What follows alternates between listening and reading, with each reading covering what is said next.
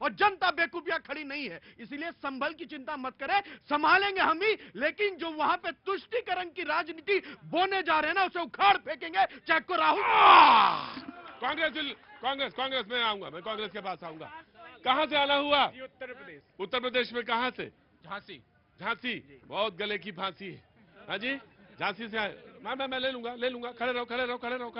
मैं ले जबरदस्ती नहीं, खड़े रहो। मैं रुको, खड़े रहो, बकवास नहीं।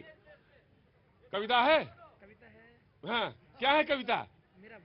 मेरा भारत। आओ अंदर आओ, सुनाओ वाक्य मेरा भारत कैसा है, सुनाओ वाक्य मुझे। जी, तुम कविता निकाल के रखो, मैं मेरा भारत के जो बाकी प्रतिनिधि हैं उनसे बात करके आता हूं। जी, कौन रहा? जी, कांग्रेस। देखिए, मेरे देश के प्रधानमंत्री आज तक मणिपुर नहीं गए। अब इनसे सवाल पूछेंगे हम क्यों नहीं गए मणिपुर। राहुल गांधी जी ने अपनी यात्रा भी वहीं से शुरू की थी, जो उन्होंने सेकंड यात्रा की थी, लेकिन आज तक देश के प्रधानमंत्री नहीं गए।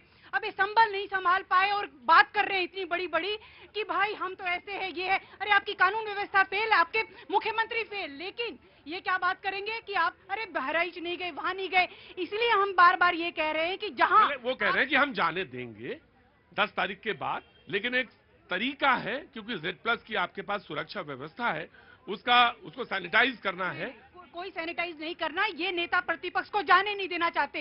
ये चाहते हैं कि इस देश में हिंदू मुस्लिम होता रहे, क्योंकि ये तनाव की राजनीति करना चाहते हैं इस देश के अंदर, क्योंकि चुनाव भी उसी तरीके से जीतते हैं ना। पहले तनाव करते हैं, तनाव फैलाते हैं, हिंदू मुस्लिम करते हैं, फिर ये चुनाव जीत जाते हैं, फिर उसके बाद जो है आके कहते हैं।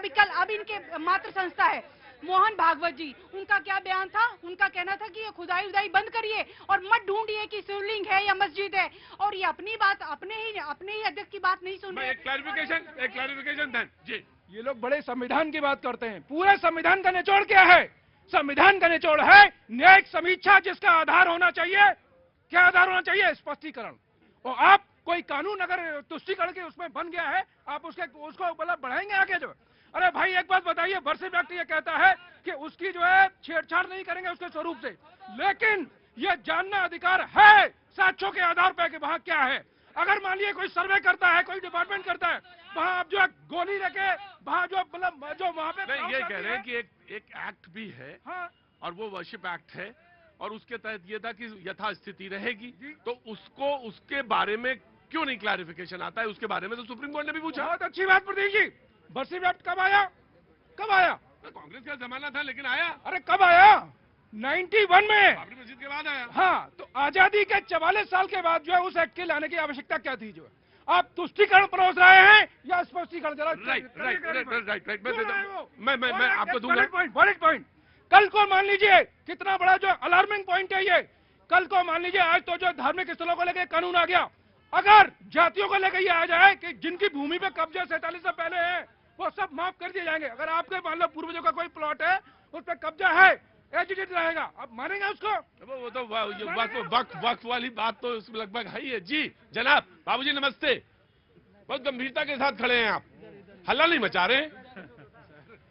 क्यों नहीं हल्ला मचा रहे? हल्ला मचाना चाहिए, क्योंकि जितने लोग पढ़े लिखे हैं ना, वो सब हल्ला मचा रहे हैं, और जितने मूर्ख हैं वो सब चुपचाप खड़े हैं।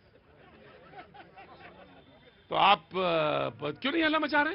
हल्ला तो मचाना चाहिए। हल्ला मचाएंगे नहीं तो मूर्खता कैसे नहीं दिखेगी? मूर्खता तो तभी दिखेगी ना।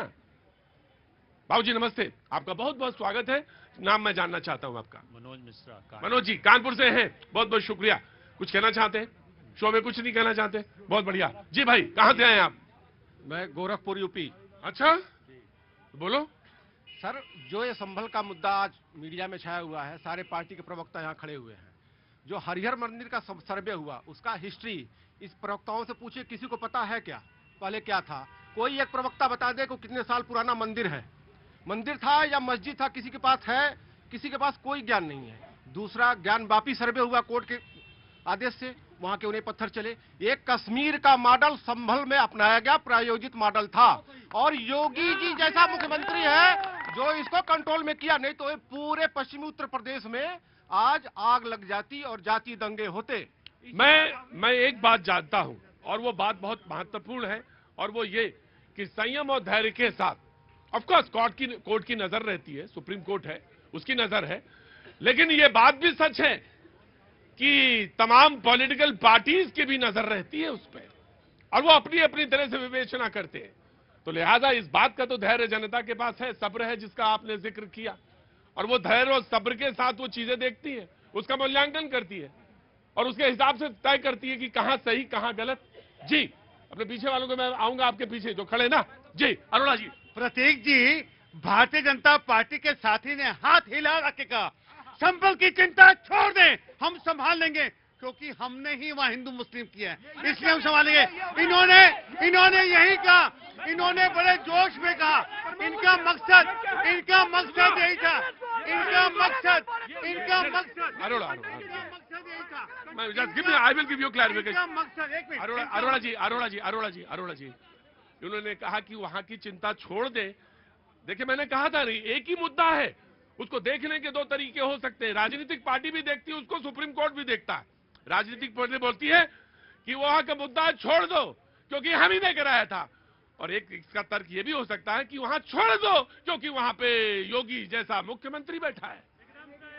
तो तर्क तो दोनों हो सकते हैं, हाँ जी। मैं तो इनकी जो पीड़ा है, जिस प्रकार से इन्होंने बात रखी, मैं तो उसको कहता हूं कि इन्होंने 6 बार कहा कि आप चिंता, हम क्यों चिंता छोड़ दें, हम क्यों छोड़े संभल की चिंता, हम चिंता करेंगे, हमारे देश का अंग है, उत्तर प्रदेश हमारे देश का अंग है, संभल हमारा है, आप चिंता छोड़ दें, आप होते। ठीक अरोड़ा जी, ठीक I have taken your point. मैं शैलेंद्र दे रहा हूं शैलेंद्र जी। ये और जब कांग्रेस के प्रवक्ता बोल रहे थे, मैं ना फ्लाइट का टिकट देख रहा था, 8 बजे का फ्लाइट है, चलिए मैं कटा के देता हूं, पहले बंगाल जाइए, चिंता करने आए हैं, इतनी दिन से चिंता नहीं आई, अभी चिंता करने आ गए हैं। और दूसरी बात मैं बता रहा हूं, ये संभल के जाने से इसलिए ऑब्जेक्शन हो रहा है और इसलिए वहां के प्रशासन को इन पे डाउट है सर, और इसलिए डाउट है क्योंकि जब पत्थर चला तो कांग्रेस का एक भी नेता, समाजवादी का एक भी नेता खड़ा होकर यह नहीं बोला कि उन पत्थरबाजों को पकड़ो, लेकिन जब मौत पे राजनीति आप करने जाएंगे तो नहीं जाने देंगे, उखाड़ के फेंक देंगे, जो करना कर लीजिए।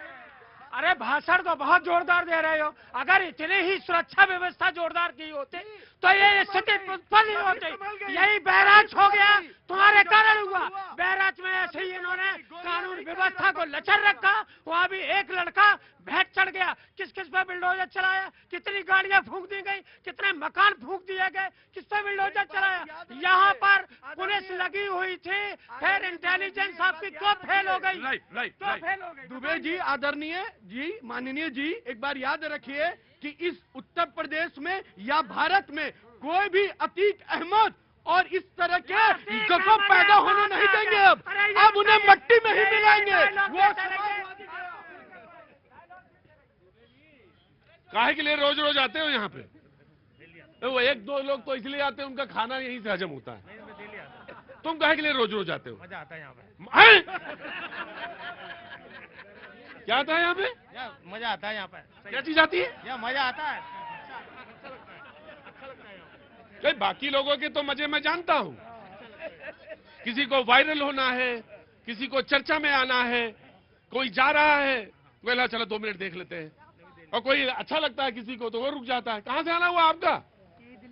दिल्ली से। क्या नाम है आपका? लोकेश जी। क्या काम करते हैं लोकेश जी? स्टडी। कौन सी आ गया ये? कौन सी स्टडी कर रहे हैं? मैं वो बीए फाइनल। क्या सब्जेक्ट है? आर्ट्स का। नहीं, आर्ट्स में कौन से सब्जेक्ट? मैंने सब्जेक्ट पूछे तो कभी बेकार वाली बात ना करो मुझसे, आपको वही वाली बात ना करो जो बाकी लोग डिबेट यहाँ कर रहे हैं। कौन कौन से सब्जेक्ट हैं? हिंदी है, हिस्ट्री है। हिंदी हिस्ट्री है। हिंदी और हिस्ट्री। हिंदी में कौन कौन से पेपर है? 3। मैं वो फिर बोलेंगे हम बेरोजगार हैं, हमको नौकरी चाहिए, कहाँ से नहीं, ये सीधा आदमी है यार।